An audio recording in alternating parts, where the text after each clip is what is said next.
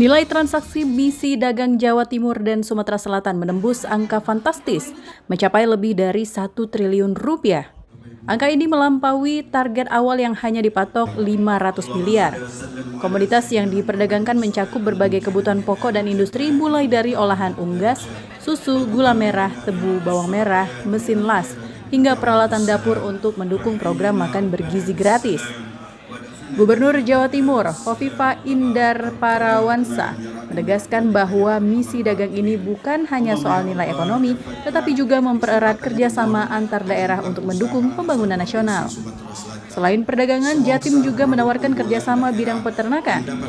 Sumsel dipersilakan mengirim tenaga SDM untuk dilatih di Balai Besar Inseminasi Buatan, agar populasi sapi yang kini baru 300.000 ekor bisa meningkat mendekati Jawa Timur yang sudah mencapai 3,2 juta ekor.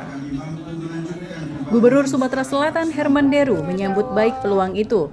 Ia optimis dengan ketersediaan pakan ternak dari tebu dan bahan lokal lainnya ditambah ilmu dari Jatim, produksi daging di Sumsel dapat ditingkatkan. Kita ini kan bagian dari menjahit merah putih.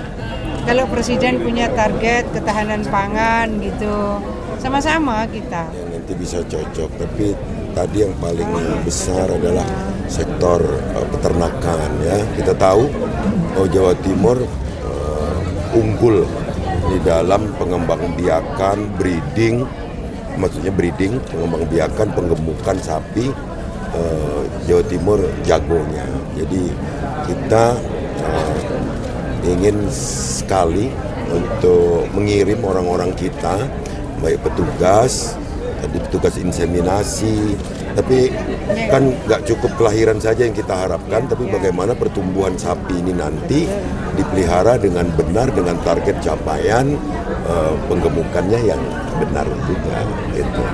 Kalau pakan kita kan tersedia, sapi butuh molasses di sini banyak.